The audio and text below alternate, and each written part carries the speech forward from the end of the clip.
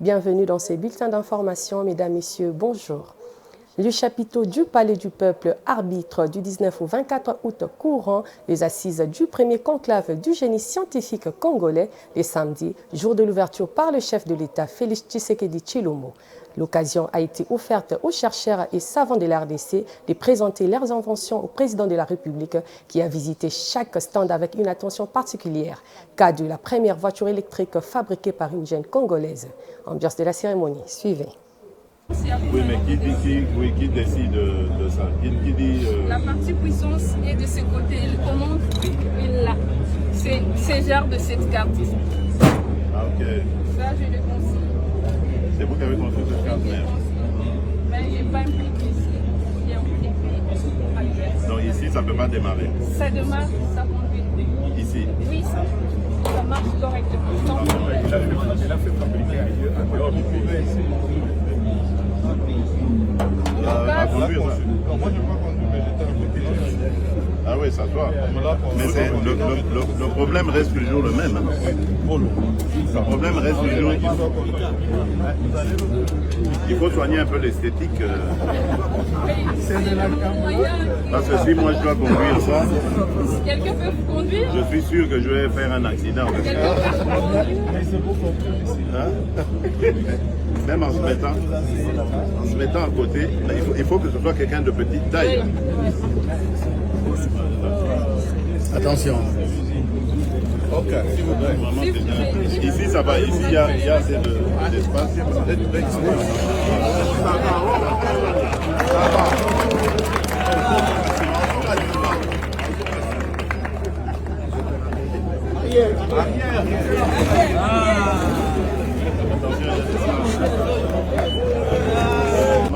C'est vous qui avez construit ça? Oui, je suis pas seule parce que je suis ingénieure.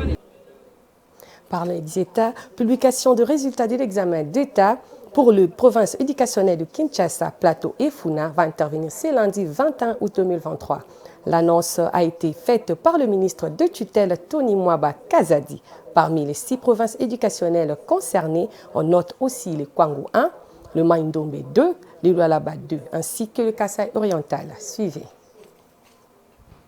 C'est ce lundi 21 août 2023 dans la soirée que sera rendu public le résultat des examens d'État session 2022-2023 dans 6 provinces éducationnelles. Il s'agit de provinces de Kwango 1, Maïndombe 2, Lualaba 2, Kasaï oriental 1, Kinshasa Plateau et Kinshasa Funa. Le ministère de l'enseignement primaire, secondaire et technique EPST renseigne que les lauréats de ces provinces éducationnelles citées seront connus dès les avant-midi de ce lundi 21 août. Tel qu'annoncé lors de la récente réunion entre le ministre de tutelle et le membre du jury national, ces résultats seront publiés avec l'intervalle de 2 jours pour chaque 6 provinces éducationnelles pour éviter la saturation de réseau des sociétés de téléphonie cellulaire chargées de le rendre public. Cette annonce vient mettre un terme à une série de spéculations qui ont fait couler encre et salive au sein de l'opinion, faisant état d'un refus de correction des items par les inspecteurs commis à la charge suite à l'impayement de leur prime de prestation. Passant au transport, la société de transport du Congo, Transco, a revu à la hausse le tarif de l'abonnement scolaire de ce bus depuis le mardi 15 août dernier. Cette hausse suscite la colère et l'incompréhension de certains parents. David Steve Diatezouam Pongi, président de l'association de parents d'élèves et d'étudiants de l'RDC ANAPECO, demande au gouvernement de revoir cette situation pour une reprise de cours sans tension. Images et commentaires, suivez. À 2 semaines de la rentrée scolaire 2023-2024, les parents déplorent l'augmentation des prix de bus scolaires Transco, une situation qui suscite la colère et l'incompréhension. Ces derniers craignent de ne plus pouvoir payer cet abonnement. La hausse de prix de bus scolaires est intervenue sans consulter les parents, chose qui inquiète l'association de parents d'élèves et d'étudiants en République démocratique du Congo. À en croire le président national de l'INAPECO, David Steve Diatezouam Pongi, les parents ne sont pas protégés. Nous déplorons cette augmentation dans la mesure où ce sont tous les biens qui sont en train de monter en flèche. Donc les parents ne sont pas protégés, ne sont vraiment pas protégés par les pouvoirs publics qui devraient s'assurer que s'agissant par exemple du transport en commun, du transport scolaire, qu'il y ait une intervention de l'État afin de ne pas préjudicer les enfants. Malheureusement, nous n'avons pas été consultés en tant que parents pour savoir quelle était la juste mesure à prendre. Et donc, c'est de façon souveraine que la Transco a pris sa mesure d'augmentation, tout comme toutes les sociétés qui nous vendent les produits et services, les biens et services de consommation. On ne nous consulte pas. Ils ne prennent même pas l'avis conforme du ministère de l'économie et ils balancent les nouveaux prix sur le marché. Eh bien, cette augmentation aura vraiment un impact dans le budget de nos ménages. Nous demandons vraiment que l'État puisse se pencher sur cette situation. Des sources proches de Transco affirment que cette hausse de prix est nécessaire pour le bon fonctionnement de ces services consacrés aux élèves. Le président de l'ANAPECO demande au gouvernement de se pencher sur cette situation et rassure que l'association de parents d'élèves et d'étudiants en RDC sera toujours à la défense des intérêts des parents d'élèves et d'étudiants. Pour finir, les mauvaises pratiques de construction anarchique sur toute l'étendue de la capitale se portent toujours bien malgré les multiples interdictions et mises en garde des autorités municipales. Le dimanche 20 août 2023, un cas de violation de mesures publiques à ce sujet a été surpris par le vice-gouverneur de la ville de Kinshasa, Gérard Jokoko Mulumba, qui, alerté par sa hiérarchie, est descendu sur les sites situés en face du stade de Martyrs. Images et commentaires pour le détail. Les mauvaises habitudes sont têtues et se poursuivent dans la capitale. Alors que les autorités luttent contre les constructions anarchiques qui sont à la base de beaucoup de dommages et de désordres, des véritables inciviques très mal intentionnés ont pris la résolution incroyable et démente de lotir et construire sur le terrain situé juste en face du stade des Martyrs en passant des fausses informations qu'il s'agissait des travaux entrepris par les autorités ayant toutes les autorisations.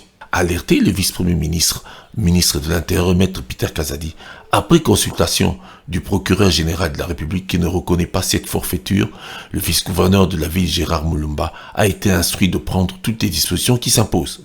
Dimanche 20 août 2023, 5h du matin, 5h20 et quelques, là je appelle il y a VPM de l'Intérieur, Peter Kazadi, pour Nayambango Awa, Otala Makamezo Leka, en face il y a stade des Martyrs. Batu Bazotonga Baena Boutou, aux alentours il y a 1h40,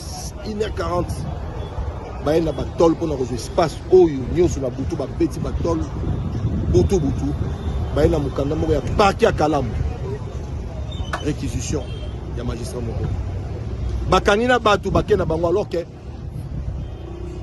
PGR vont de Apekisi, exécution, d'abord na Boutou, tout na week-end. La bande d'amener va venir recherche, Bakena Mouti na parquet na R1. Les hommes ils ont vraiment mawamini. Il faut pas comprendre que Congo ya kala eza lelo te.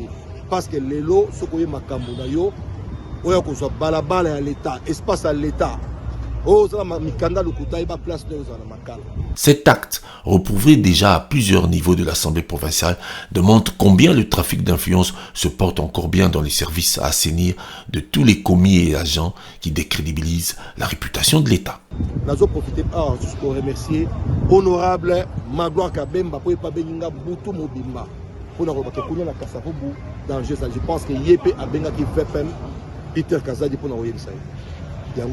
Sur instruction, il y a VPM, tant on a commis la PCA, rapport Ezaki Awa, a instruit na Babouka, na Bogoma, Balongola, Batol, Nyoso, Bogomona, Image Awa, Bolongola, Awa, na Batoba, Kosaka, so Awa, la combo ya autorité, Moka Mouné, Mboka, Kezaki, autorité, Mouné, Mboka, Nazo, alors que Zaki Makamalukuta, Ezayete, Awa, passe par Kosaki, la place au Babouka qui na Boutou, place au Batonga qui plutôt na Boutou, Tolongo Diango, pour n'a pas tout comprendre que l'État azali. Finalement, l'ordre de démolition du chantier irrégulier anarchique a été exécuté en attendant que toutes les responsabilités soient établies à partir du parquet de Kalamou, d'où les manœuvres ont été engagées contre l'ordre public par ceux-là même qui sont censés le protéger et le défendre. C'est la fin de ce bulletin d'information. Merci de l'avoir suivi et bonne suite de programme. Au revoir.